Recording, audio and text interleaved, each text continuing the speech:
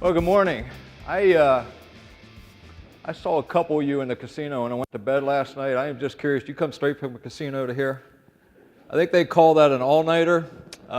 Technically, I heard after a certain age, an all-nighter means something different. It means you didn't have to get up to pee. So for those of you who pulled an all-nighter, way to go. My name's Claire Hoover. I'm here from Lancaster, Pennsylvania, Central PA, and that is Amish country, if anyone's familiar with that. And yes, one of my self-storage facilities actually does have a hitching post for horses. They keep their cars in a storage unit. They bring their horses out Saturday night and they do what they call Rumstoff or something like that, where they go crazy and then they come back, put the car back in the unit, get the horse, and go to church Sunday. So kind of a crazy place. Background, I have a degrees in accounting and IT, and spent most of my career in the IT world. 17, 18 years ago, the light came on that self-storage looked like an amazing business to get into. And so I've got 17, 18 years experience running about 7 facilities right now in Central PA. And also do car washes, laundromats, and mobile home parks, better known as meth labs. And you guys are awake this morning, I'm shocked. And for what it's worth, you chose the right one. If you're here interested in self-storage, I chose those 4 to diversify. 1 out of the 4 is great. There's 1 or 2 that are okay, but you're in the right business. This is fascinating. If you want to build some passive income, it has amazing opportunities. My wife's able to join me, and my 2 sons are also in the business with me. We are in what my sons call acquisition mode. We're going to be adding more facilities over the next year. I refer to it as spend dad's money mode. But we're having a lot of fun. So congratulations if you, let's find out who you guys are, by the way. Any managers out there? I'm really curious why you want to make your owner wealthy, but wait, I'm glad you're here. How about owners? And keep your hands up if you have 1 or more. 2, 3, 4, 10, 15. Way to go. Okay, we got a good mix. And then also want to find out, anybody here just interested, kicking the tires, want to get into the business? Congratulations, you're making a great investment being here. One of the best conferences each year, and hopefully you're getting a lot of information. Let's also find out East Coast, the ones that are awake, center part of the country, and West Coast, and any international. All right, well, welcome. We're going to have a great time today. So Vegas, everybody enjoying this town? You can get taken out here. I went out to a bar last night. I'm walking into the bar, and there's this old guy, looked pretty ragged. He's sitting beside a mud puddle, got a little stick with a string on it in the mud puddle. I'm a compassionate guy. I had mercy on him. I went over and said, hey, buddy, can I buy you a beer? So we went in. We were about halfway through the first pitcher of beer, and I looked at him and I said, I am really curious. How many did you catch out there today? Took a sip on his beer, set it down, looked me in the eyes, got a little twinkle, and he goes, well, counting you, that would be 5. You can get taken in this town. Well, guys, we are going to be talking today about understanding, calculating, and increasing your self-storage value. And more specifically, successful self-storage owners know that there's incredible opportunity and value in your storage facilities. In this seminar, we're going to explore different ways of calculating facility value as well as increasing net operating income and the financial impact as we change that NOI. So reasons why I'd be interested in what a self-storage property is worth. Anybody? Well, number 1, if you're buying one, you certainly want to know what it's worth. Number 2, what if you own one and are curious what I've done? Is the market changing? Third reason, what if I want to leverage the equity out and keep growing and I need capital? So I've got to be able to explain to the bank what it's worth. Fourth reason is not quite as obvious, but when you want to finally prove to your wife you know what you're doing, after all those years of doubt. What was the other one I heard? Behind every successful man is an amazed mother-in-law. So maybe you want to show it to your mother-in-law and get her on board. Well, guys, we're going to look at 4 different ways of calculating property valuations. The first one is cash flow. The second, we're going to look at the dollar per square foot. Third, storage brokers and realtors can be helpful. And the fourth is getting a professional appraisal. You can use a blend of all 4 of these, and quite frankly, the more you use and average them, the closer you're probably going to get to actual property value. The truth is, actual property value at the end of the day, regardless of all these techniques, of all this complicated calculations, comes down to a buyer and seller agreeing on a price, and that's your true market price. But along the way, it's helpful to know if you're buying, selling, leveraging, or just want to know. So we'll start out with cash flow, pretty simple one. Determine your income, that's gross operating receipts. On an appraisal, they're going to discount that for some vacancy. So if you're running 100% occupancy, you may want to rethink it. You're going to get cheated on an appraisal. They're probably going to knock you down to 90-95% occupancy, even if you're not. The second thing, a little bit more complicated, is subtract your operating expenses. So if you take your entire expense structure, anybody know what you take out of this to get to operating expenses? The big one would be debt service. Depreciation or amortization, if that shows up on your P&L, back it out. Any owner's draws, if you're taking money out, the future buyer, well, that will be income to them. And then the last item would be capital expenditures. So those are the big four. There's a few others mixed in there. But once you back those items out or add them back to your expenses, you have your operating expense. And so you take your income minus your operating expenses, that gives you net operating income. Now, probably the most difficult one to get a handle on, and has a huge impact on your final value, would be the determination of the cap rate. Anybody know any things that would influence a cap rate? Those of you guys who have been through an appraisal? Anything? I'm sorry, what was that? Thank you. Anything else? What was that? Yep, absolutely. Anything else? Let me run down through a quick list of items that I would think would impact it. Location, absolutely. That impacts a lot of things. I'm in a growing community. What's my competition look like? What about risk assessment? When you're talking about a cap rate, what you're really talking about is what the return that a buyer wants. So there's an inverse relationship. The higher the cap rate, the less your property value is going to be worth, because he wants a higher return, therefore has to pay less for the property value. What about interest rates? Big discussion today. They're going up. That increases my risk. And I'm trying to think anything else. Location, absolutely. What my occupancy level is of the guys around me. A lot of things impact cap rates. In my area, I've watched the range over 17 years. I would say between 6 and 12%. That's a huge range, and it's difficult to get a handle on. But we're going to look at some other ways to get a handle on that number. So once you determine your cap rate, the calculation is actually pretty simple. It's net operating income divided by cap rate, and that equals your facility value. Any questions on that? By the way, this is meant to be interactive. You have something jumping along the way. We have 50 minutes. I have a lot to cover. I'd like to get you through it. But there's time built in for your feedback. So let's learn together. So value per square foot. This is a real simple one. I just take my square footage divided by my value, and that gives me $1 per square foot. So there's a couple ways to use it. If you purchased your property recently, take $1 per square foot. Just figure out what you paid. If you've added square footage, we are big fans of portable storage right now. We can put it right up on our property line. No tax on it. I'm not paying property tax. It's not assessed. We really like it. So in our facilities, we're adding, I think one facility that I did with my sons recently, we added, 30, 40, 50% portable storage. If I want to do a basic calculation, I just take my new square foot by what I paid or what I think the market's worth, divide it, and that's our value. So in our area, 50 to 70 bucks a square foot is pretty common. For what it's worth, we paid $22 for portable storage delivered, $22 a square foot. So I'm doubling, almost tripling my investment in one shot. I can also look at comparables. There's all kinds of ways to get data out there. When we get to the realtor section, we'll talk about that. So with comparables, I can simply take their square footage versus what they're asking for it, and that's $1 per square foot in my area. Has anyone ever heard the interesting relationship between residential housing and storage? In a lot of markets, if you look at a 1,000 square foot townhome, we get the same amount per square foot as they do for that townhome. So in an urban market, it tends to go higher, and rural, it goes lower.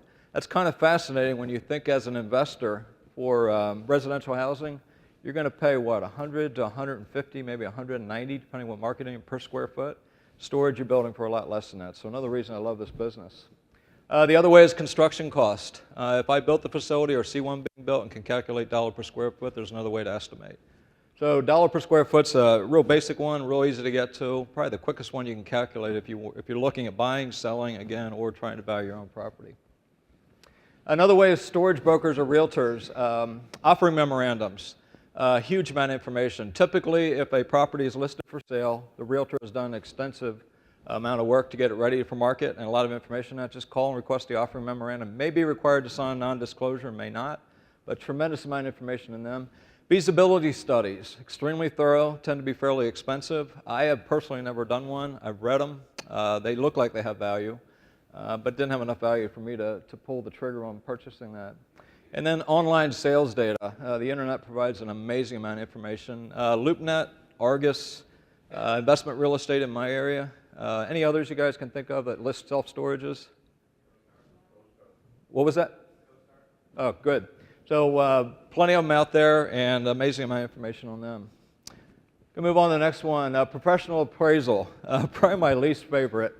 When I purchase properties, I am still fascinated. The first thing the appraiser wants to know is what the sales agreement price was. Are you kidding me? They should be able to have to do this. But if you're an appraiser, I'm sorry, but that was an uneducated seller and uneducated buyer coming up with a number, and your job apparently is to come in plus or minus 5%. I'd actually like them to do it blind and get a real value for me. But they are expensive. The first thing I mentioned should be bank ordered. There is a appearance of undue influence of conflict of interest if you pick your appraiser. You can do it. You can certainly go out and hire an appraiser, get your own appraisal done. However, when you go to get financing, if you're trying to purchase a property, there's most likely you're not going to be able to use that appraisal. It has to be bank ordered. They call it a less than arm's length transaction. However, just a tip, I order them from the cheapest bank I can get because I don't think these things are that great. But I get an agreement from the bank that I'm going to shop the loan after he gets the appraisal. I own it. I paid for it. And he will be required to send that to other banks. So if you want to shop it, a great way to get the most value out of a, man, I don't know, what are you guys paying? I'm 5,000 to 7,000 minimum. Anybody higher than that? I'm not sure if the market's changed. Any other numbers out there? What? Wow. That's 65. 5,500. Okay. Anybody else? I've heard them all over the place. I did one recently, 2,500. I don't know how that happened. Often you also pay for time frame. If you need it done in 3 weeks, you're going to pay a premium. If you're not on a time frame, you tend to get away with it. They're time consuming. When I look at the $5,000 that I spent on it, I'm going to add another 15 to 20 hours of my time. I often feel like I'm doing the appraiser's job for them. I try to build a relationship with the appraiser. I want to be an influencer. If I want a high appraisal, I want to tell them all the great things about the property. If I want a low appraisal, I'm going to explain that I think there might have been a waste oil dump somewhere here in the past, and freaks them out a little bit. But that's time consuming. So I'm feeding them all the information, all the upside to it, trying to influence where that goes. There's a limit on what you can do, and there's some appraisers will not work with you, but try. I just chat them up and get it moving. And reasons for doing an appraisal, leveraging equity. If you own properties is one of the main reasons. We're reappraising 1 or 2 this year so we can leverage out our equity and keep on growing in acquisition mode. Any feedback on professional appraisals? All right, so our whole thing today is about increasing value, and one of the things we just looked at, the different ways of getting property values, you have little control over a lot of those things. Cap rates are pretty much out of your control. Comparables, that's going to be done by whatever's being sold in the market. But the one place you have a huge amount of impact, if you own a facility or if you're considering buying one, your ability to impact the future net operating income on that property is huge. And we're going to go through a whole section here just talking about it. It's really the crux of what I wanted to spend my time with you guys today on, is practical ways that we can improve net operating income and look at the impact that has on the actual property value. So net operating income, again, is gross income minus operating expenses. That equals your NOI. NOI was one of the 2 big variables in the property value calculation. Cap rate's the other one. And we'll try to tie all that together. And even at 8 a.m. in Vegas on a Thursday morning, we can pull this off. So net operating income improvements, only 2 places. Either increase your income or decrease your expenses. And we're going to spend a little bit of time on both and get some ideas. So this slide simply represents the impact of NOI. You guys have probably heard 100 times now, if I can increase my NOI by $1, either increase my income by $1 or decrease my expenses, it's often a 10 to 1 or even better relationship. On this slide, what we're showing is at different cap rates, a 7, 8, and 9% cap rate. The value of $1 at 9% cap, every dollar you improve is $11 on the value of your property. That's huge. If you can improve the value $10,000, that may sound like a lot of effort, but we're going to show you that's not that hard. You got $111,000 of value at a 9% cap. if I can find a way, and I'm going to show it to you, to improve a average property's NOI by $100,000 a year, I just created $1.1 million in equity. That'll buy you 4 nights in a Vegas casino before you lose it all. So at 9%, 100,000 is 1.1 million, 7% cap. Remember the inverse? The lower the cap rate, the more value my property has, $1.4 million in value. So worth getting up at 8 o'clock for, make an extra million. So we're going to focus on increasing income. The first one is rate management. Probably, would you guys agree, probably the one we've had the most success on. Shane sitting here in the front row is my rate management guy. He's doing things I don't understand. He's got a lot of help from a guy sitting behind him, Mr. Mooney. He's been a tremendous help helping us out. Probably one of the trickiest things I've ever seen, and our approach is pretty simple. We're going to try everything the expert tells us works, and then we're going to monitor it. And they are right 90% of the time. When they're wrong, we'll know it, and we'll back up. So I want to walk through it with you really quickly. Competitor analysis. Rate management is all about maximizing my income. What's that mix? There are properties you may be at 50% occupancy and could maximize your income. That's very strange, but I've seen it happen, and most of us somewhere between 90, 95, I think is the current belief system of what's going to get you the most. But first thing I got to do is look at my competitors. We're in a competitive market. I believe with the internet, I can get around some of that competitiveness. There was a time that a small mom and pop shop could undercut me. They're working out of a chicken house with no fence. If they happened to be on a good road, people saw them and drove by, and they could undercut me. They were running, I've got a competitor's running 50% lower than me on a 10 by 20. That's hard to compete against. But the internet, I can take my value straight to them. So we're talking about in competitor analysis, first thing is the class of the property. A, B, and C is what I've typically heard. Is there a D class? I've never heard it used. Anyone ever heard D? So A, B, and C, and the nicer the property, the Class A facility, the more premium, the higher rates you're typically able to get. The customer's going to perceive more value. So let's just rattle off some things to make a Class A property. I'll throw a couple out if you can think any more. Video security, well lit, well located, professional office, professional looking office, professionally run with some great people. Blacktop, our area 50-50. There's some stone driveways that they still get away with it. Anything else you can think of make a Class A?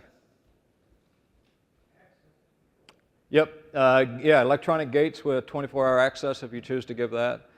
So a lot of things that create the Class A facility. Retail center would be a big one as well. So Class A's are going to get more than Class B's or C's. So figure out where you're at. In our environment, we actually create a 3-ring binder. What I realized was my self-storage managers didn't know enough about the competition, and they weren't selling us strong. We were a Class A. We try to be the best or the second best in every area that we're in. So we'll watch our competition and we'll take it up a notch. So our offices tend to be pretty professional. Our managers didn't know enough, didn't have enough confidence. We actually created a 3-ring binder with a 1-page summary on the first page that shows all of our competitors, all of their pricing, and we know exactly how we're going to sell against them. And then we have a full-page spread with pictures. We encourage our managers to go visit. So we know our competition inside and out, and that certainly determines part of our competitor analysis. We know their prices. It's listed right in our 3-ring binder. We update that not often enough, but enough to be fairly current. Getting prices is getting easier than it used to be. Almost everybody, I believe now, is publishing on their website. That seems to be the current method, best practices. We also have Sparefoot, which a lot of our competitors are on, lists all the prices, and then at last resort, and we'll pull prices that way. So again, you want to know where your competition's at. You can also estimate their occupancy. If you're able to do a drive-through or simply on a phone call, I want to rent a 10 by 20 in about 60 days. Should I reserve it today? Amazing amount of information you get from them. Oh no, we have about 50 of them left and we're never full. Well, that's a real handy piece of information. Thank you. But you can get a lot of information that way, and that's going to determine your competitor analysis. Push rates and street rates. Everybody has a street rate or a standard rate, and those typically don't change that often. They're not as dynamic as push rates are. Street rates, typically you're going to have published on the website. Your manager knows what they are. And if you have publications and decide to publish in there, that's typically your street rate, your standard rate. My experience over 17 years, 17 years ago, if I took a look once a year at those rates, I was doing pretty good. Today, I'm not sure weekly is frequently enough. This has changed dramatically. I would have to give software the most credit, and the next part of that is really software-based. So how many are using push rates? Show of hands. So rough boy, wow, only maybe 20% of you on push rates. Push rates, real simply, if you're not familiar with them, I'm going to oversimplify it, but a push rate is a rate based on current occupancy. It is going to impact the next customer, not your existing customers. So a push rate, we use SiteLink, and by the way, how many SiteLink users out there? Or now Sparefoot, if I understand correctly. Excellent software, but I believe a lot of the software out there has these parameters. So in SiteLink, you set up parameters based on occupancy levels, and it determines what the next customer is going to be charged on specific units. So the parameters might be if I'm at 90% on a 10 by 10 for 20 days or more, I want to raise the rate to the next customer by 7%. There are a lot of variables you're putting in. You have a lot of control. I believe SiteLink comes back with a suggestion and doesn't manually do it. Is that correct? Or automatically do it? Okay, it comes with the option is whether you want to be notified or whether it's dynamic. The big change is this is daily changes to your rate. So the big thing you want to know on push rates, you're setting it up and you're letting the software run it. It rattled our managers. Our managers were freaked out when we changed rates every 3 months. Daily, that's a hump. I lost 2 of them, but I don't miss them. We replaced them with people who understood why we do this. Again, it all goes back to maximizing income. So the other thing you need to know about push rates does not exist. It does not impact previous customers. And that takes, any questions on push rates, standard rates? Powerful, but yeah. Yeah, so we use SiteLink. Market share, I'd say they've got to be one of the biggest. They're fantastic. If you're going to multi-site, absolutely great. There's a lot of good software out there, but ask around. This is one of the best parts of this conference is getting great information, not specifically from vendors who can be biased, but from other owners. I've been a big fan. We came off, I've been through 3, 4 different software packages. This is the one, a fantastic company that's earned my business again and again. Yes, sir. Great question. So when I'm raising street rates, when I raise a street rate, I typically am going to go back to existing customers. We'll cover that in a second, but I do want to answer your question. It's a great question. The question would be the bearable amount, the tolerated amount of an increase. I've heard a rule of thumb of 7%. My managers tell me as soon as we go to double digits, either double digits as in $11 or double digits as 11%, we're in trouble. And we have a little bit of history. Go ahead, Jim. What would you do? There's reports that tell you can watch the trends where you're pushing it, and you'll see if you push too far, you'll see immediate reaction. Okay. Bring it back down, but you're right. The manager always. So what percentage? Do you have any percentage, or you just run it until you run out of steam? On tenant rates or street rates? Street rates. We put around even also depending on the occupancy of the unit. Okay. Higher occupied, push that rate, we can drive more existing tenant up. Okay. One of the most beautiful places to be as an owner. I don't want to be on the tenant side. I value my tenants, but one of the most beautiful places is when you want to drive occupancy down. When you actually set a goal, and that's probably where we've learned the most about rate increases when we didn't care. We actually want it down. You'll find out how much they can tolerate. But great question. And then the other question is existing tenants. This is a big debate that I've heard all 17 years. Can I push an existing 12-year-old tenant above my street rates because I'm going to do an increase frequently with them? And I'm seeing the knowledge and the general belief system is moving more and more toward yes. I'm a Verizon customer. Any Verizon customers out there? Do you guys get at all frustrated with those ads that you can't get? I'm a valued, so-called valued 14-year customer with 20 accounts with them, and yet they're going to value that new guy who's not a customer, done nothing for them, higher than me, I can't get. And that's kind of the mentality that's going on. So this is all about maximizing income. As aggressive as you want to be and still value your customers, you have a right to maximize your $1 million investment in your property. So existing customers, pushing their rates. Again, as you move standard rates up, most software will have a system.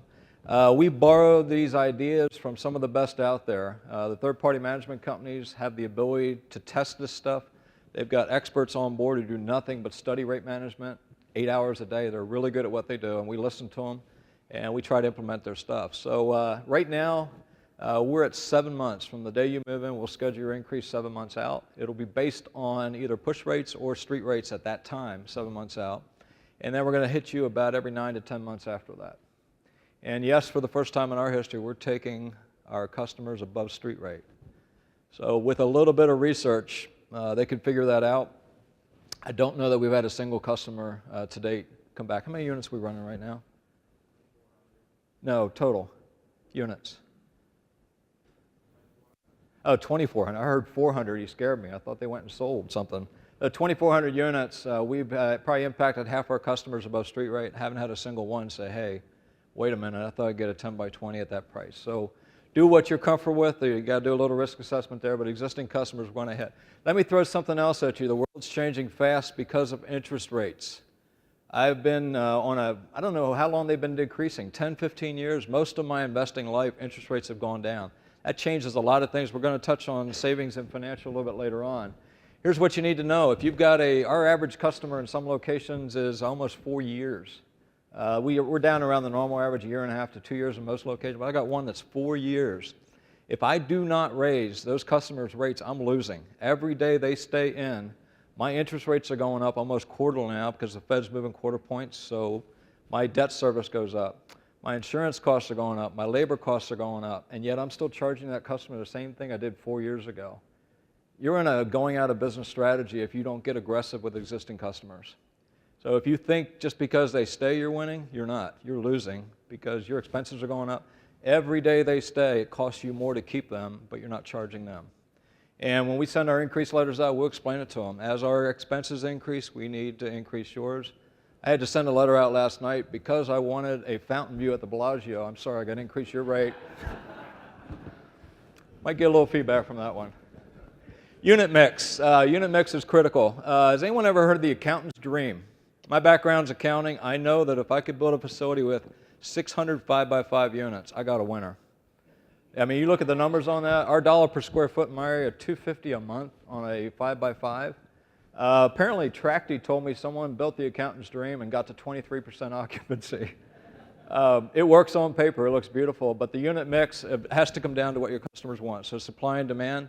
My understanding, I think we might have heard this from Jim, rural markets, around 100 square foot average in, urban markets. So in a smaller market, smaller apartments, people have less stuff. You're going to see, and the rates are a lot higher for the storage. So you're going to see demand for smaller units.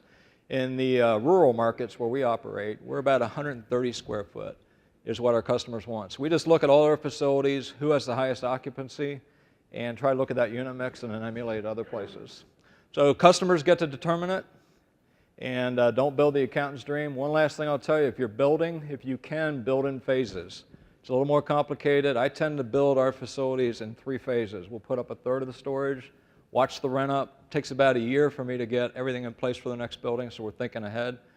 What I love is by the 3rd phase, I've figured out if that's 120 square foot I need, that last phase, I get to tweak it. Where are my customers at? Instead of having to make that decision up front for the entire facility. So building in phases seems to make a lot of sense.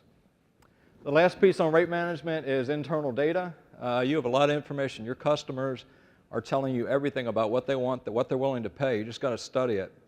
What I love about this is it's really complicated for me to understand my competitors. There's a point that what my competitors are doing, or what they want, or what they're doing, or what they're up to does not matter. My customers are telling me. So I can have a competitor who's got a bad location. It doesn't matter if he's 50% under or 50% rated, or if he's half the price of mine. If I'm 95% occupied on a specific unit, I'm raising rates. My customers have told me why. It doesn't make sense. It scares me a little bit when I see our rates compared to theirs. But I'm more interested in a sustainable business than I am worrying about what my competitors are doing.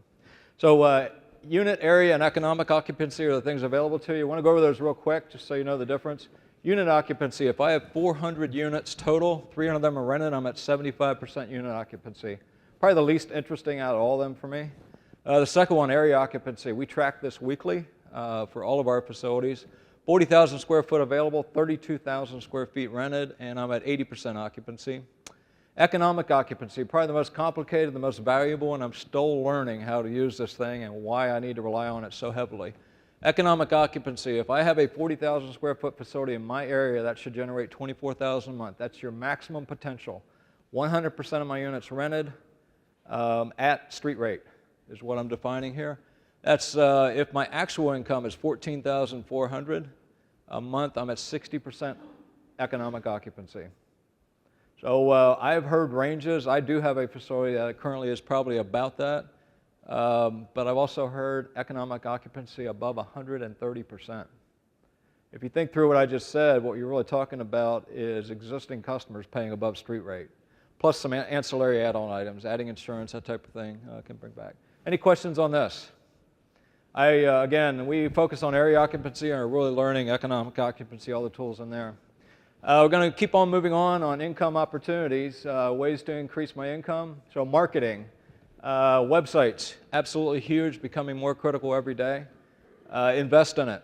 The ADA required websites, we just upgraded a few of ours.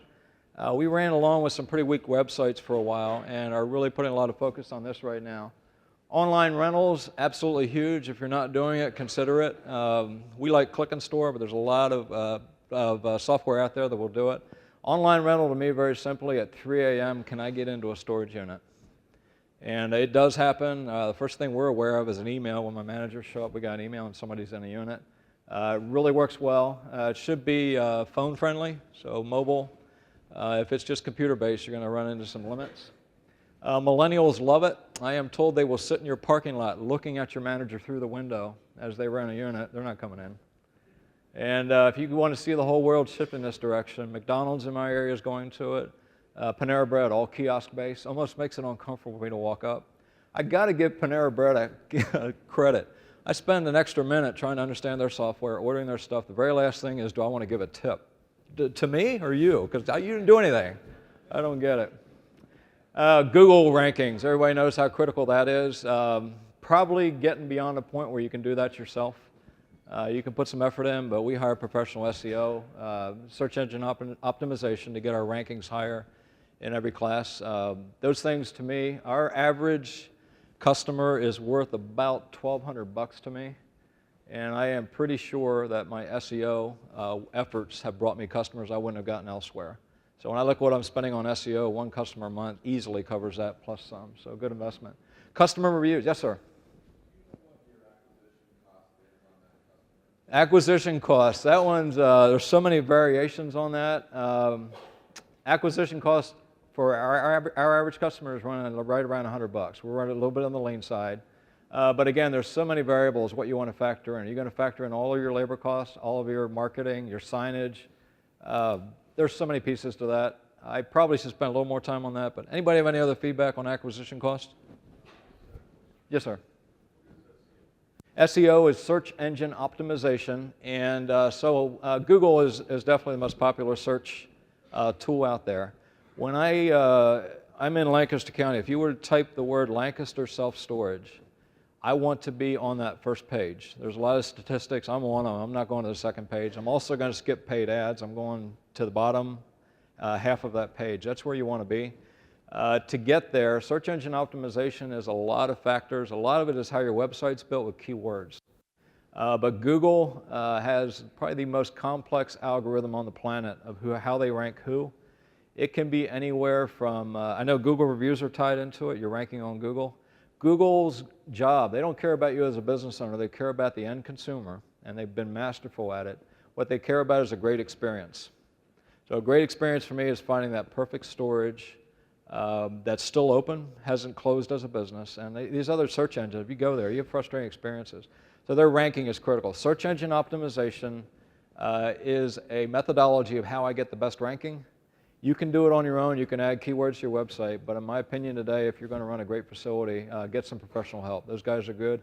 Google also doesn't like the professionals, just an opinion. They value the end user, but it's gotten so complex, so they change the algorithm constantly. If they think that some SEO firm has got a handle on how to take all their clients straight to the top, they're going to mix it up. And it must drive these people crazy trying to figure out what Google wants today. Answer your question on SEO? Okay.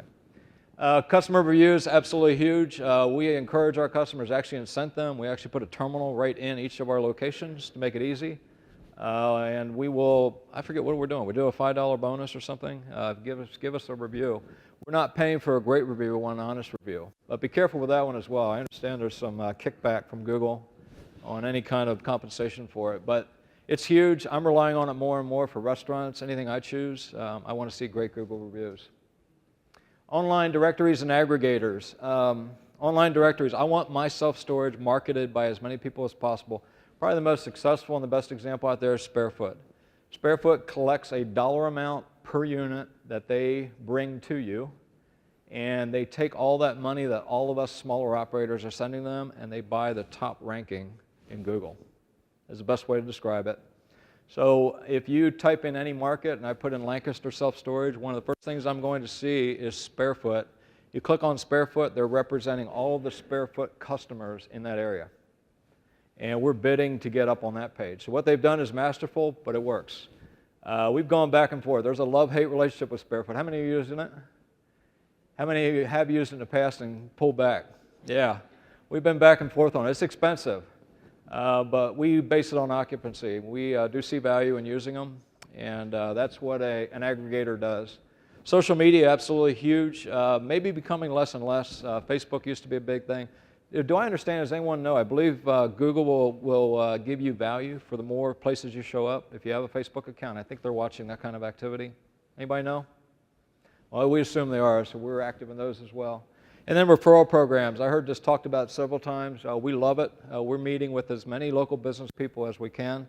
We do two things. We take our brochure out with a referral card. We will actually comp our local business person $25 or pizza for the office. If they can't take cash, we'll bring them pizza. $25 to get a customer, and we talked about acquisition costs. That's a bargain. And to reciprocate, back in my office, we have a bulletin board up that says what's friends, community friends. We have their business cards there. We reciprocate marketing with them. So been good for us, referral programs. Increasing income, other profit centers. We're going to have to scoot here. I lost a little bit of track of time to catch up, but tenant insurance, if you're not selling it, do it. You're running a liability you don't understand. Our guy's sitting right back here. Damon's been amazing. Definitely recommend you talk to him if you don't have an insurance program. Truck rentals, love-hate relationship. Any U-Haul people out there? How's the experience? Good, bad? Okay.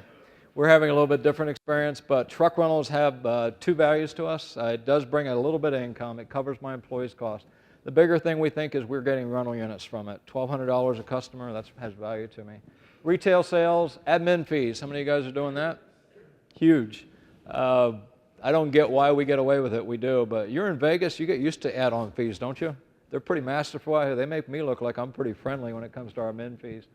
Portable units and mobile storage, another opportunity. We love them because we can use more of our property in our area. Typically, we can go right up to our property line. There's no setbacks on them. And they are not assessed for property tax purposes in Pennsylvania, so we love them. Business services, I have not seen this done well. It used to be a big thing about offering faxes, shipping, any of that. Anybody doing anything in that area? We've tried. It's almost a joke. We just haven't gotten anywhere with it. And then outdoor storage. If your township allows it, if your zoning allows it, becoming bigger and bigger. A lot of the new subdevelopments have ordinances where you can't park anything big outside your house anymore. Curb appeal, signage has to look great, landscaping, bright lighting, lights in good repair. Parking, do your customers have a convenient place to park? Can they get to you without going through a gate? That's often a big one with storage. Your manager, what do they look like at 9 o'clock in the morning? Are they greeting you? Are they standing up? Are they smiling? Do they have sales skills? That's on you. People are trainable to some degree, and got to take them up a notch. And do you have a site audit program? It's something we are getting pretty hot and heavy on.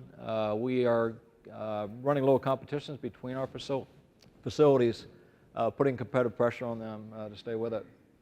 Miscellaneous, shelving rentals. People can take more use of their space. We actually rent shelves in our facilities. eBay Sales Center. I don't even know if they even still exist. It was a big thing for a while. If I want to sell something, I can bring it to you. You'll do the pictures, do the work, and do the shipping. Vending machines, another little ancillary income. Collections. Are you focusing on getting money in on time? Is there a cure rate? Rather than going to auction, are you able to bring in some of those back expenses? Do you have the opportunity for a billboard on your property, either to market your property or to advertise to others? We're about 50% on that, where we have billboard income. And cell towers, I missed that one. It's on a neighboring property. I stare at it every month and I get angry every month. Missed it. But they're still growing as well. Anyway, improvements. I told you I could show you a way to increase your facility value $1 million. Let's run down through.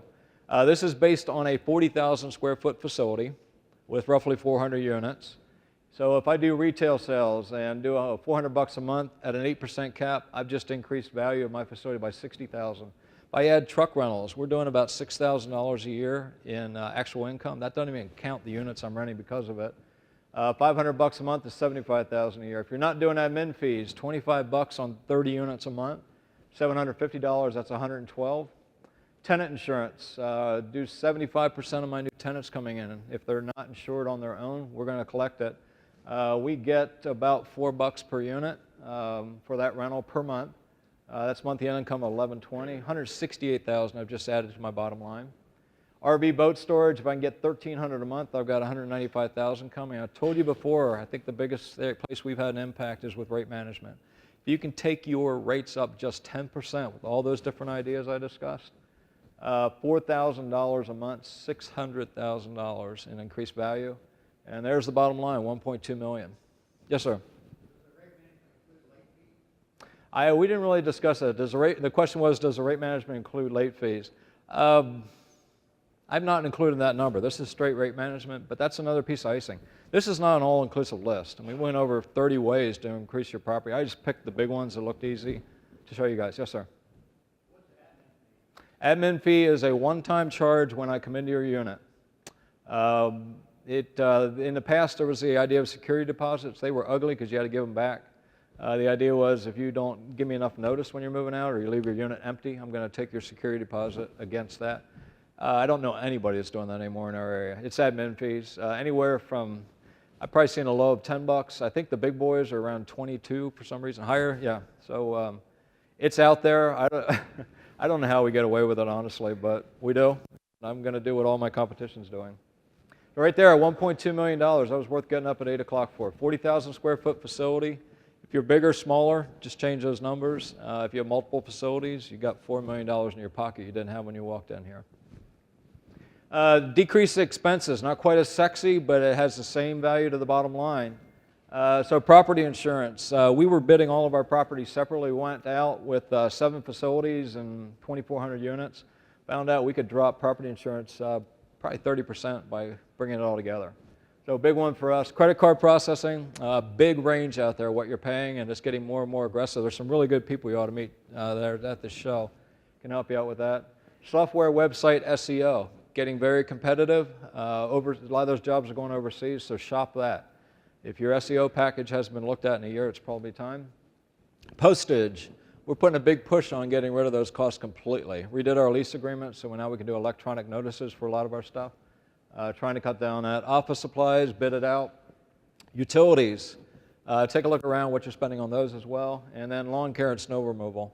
Really crazy. In our area, we had major snowfall 2 years ago, had almost nothing this year. And so it's really interesting to work with those guys. We've been able to reduce those expenses as well. Labor, not a real popular topic if you're a manager, but online rentals. If my customer can do all the work for me the way I did at Panera Bread, why am I paying to have labor? Just had a competitor locally just decide to close 1 day a week. I think some of their offices Tuesday, some Thursday. Nobody cares. They'll come to you on Wednesday if you're not there Tuesday, or they'll go online. It's amazing where we're headed with this. Auto pay and online payments, again, cutting down my labor cost. Call centers. We are now signed up on all our facilities where every call is going straight out to, where is it? Arizona, we figured Arizona, Alabama, somewhere. And it's amazing. Professionally trained sales staff that closes better than my managers ever will and offloads my managers to focus on local, on walk-ins and on take care of my facility. Incredible return on that, in my opinion. Satellite locations. We are now running about a half of our facilities with no manager at all. We have an office within 5 miles. If you really want to stop and see my manager, you go there and I'll put you in a unit. We have one office managing 3, 4, 5 facilities. They're very small facilities out in urban areas, but it's working for us. There is nobody on site. Maybe, 4 hours a month? I'm sorry, 4 hours a week we'll send somebody down to take care of red locks, change a sign, and anything like that. Whoa. Here we go. We'll catch up here. Sorry about that. Oh, we're still in income. Here we go. Satellite location we talked about. Online auctions, big time saver for us. Used to love having foot traffic on our property. What was it called? What was the Wars? Storage Wars comes out. Our auctions go through the roof. Everybody thinks they're going to make a lot of money. We loved it. We charged for parking at one point. I got so busy, we got no place to put people, so we charged $10 for parking to cut them down. Online auctions have been huge for us. Save the labor costs and all that drama that we have with the on-site. Decreasing expenses financial. We're down to about 5 minutes here, so I'm going to run through it. And I just want to let you know, first of all, business cards up here. I will personally return your call, or any one of my leadership team. We'll get back to you guys. When we are finished, the transition's really quick. If you want to chat with me, and I'd love to meet you, outside those doors would be more convenient, so the next group can come in and get ready. And would really appreciate if you'd fill out the evaluation forms. This is my favorite conference, hands down, every year. It goes on my calendar immediately. I think ISS does an amazing job, and they really do value your feedback. So if you have any, and we want to make this great. Yes, sir? Two things to add. If you get a cell tower, that could be worth more than everything you've done. I believe it. No, I'm not going to sleep tonight. Thank you. You have to negotiate because they're going to offer you nothing. So get an attorney involved who knows what they're worth. Okay. 15 times more than what they're asking. Oh, great advice. So the feedback was cell towers can be worth more than anything I pointed out today. Thank you. Since I missed my opportunity, now I get to sleep good. And get an attorney. I've heard that before. Great advice. Thank you. Knows what they're worth because they're going to lowball you for what they offer. I've heard that before. Thank you. So the attorney is a good idea.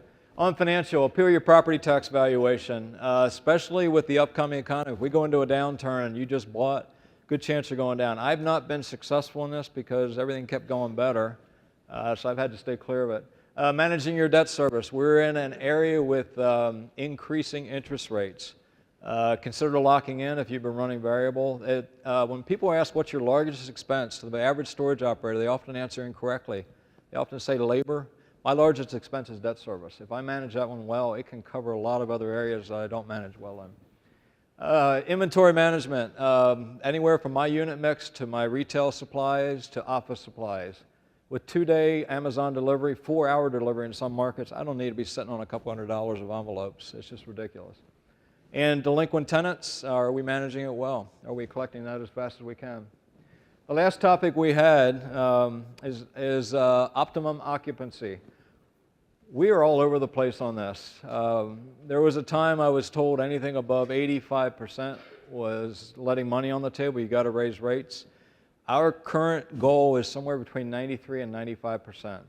The accountant in me has run the numbers on it. I see it. I get it. I may turn away 1 or 2 customers because I don't have that exact unit. But I've been tracking this for 17 years. I can tell you my income 17 years ago in December. I've watched it. I've tracked it. We actually have a chart that tracks occupancy against income. And our belief is an empty unit is still an empty unit. So we're driving them to 93, 95%. Above that, we are turning customers away. And again, with some of the constraints we put on ourselves, a rate increase, you got to get ahead of the curve. If you're running 93 in February, you better be raising rates aggressively. You might have a goal of being down to 87% by March when the time hits. So you got to drive some people out to get ready for your best paying customer who you haven't met yet. So if your occupancy is too low, you have too many non-income producing units, your unit mix may be part of the problem. There's a simple remedy, decrease rates. With the internet today, I don't have to wait for you to call to tell you about my new special. I can take it to you. We can, within hours, we're working on some low occupancy on small units right now. And Shane made some changes to the system, and I'm talking within hours. I can see customers coming in mostly through Sparefoot.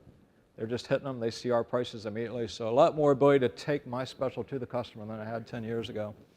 If occupancy is too high, I've got no inventory. I think the best example I ever heard, Walmart has amazing prices. If I walk through the door and their shelf's empty, I don't care what your prices were. I'm frustrated. I just wasted a trip here. If you don't have the unit size available your customer wants, they are frustrated regardless of what the price was. So you'll be turning away customers, and if your occupancy is too high, again, you have complete control today. Raise your rates. You might get a response within an hour of that person receiving the letter. I'm out of here. I'm sorry to see you go, but what day are you leaving? Because I got 3 people waiting. It's a pretty good conversation. So we are at 8:50. Perfect. We are finished. And again, business cards up here. Please fill out your valuations. I will be outside the door. Happy to meet you if we get a chance. Thank you.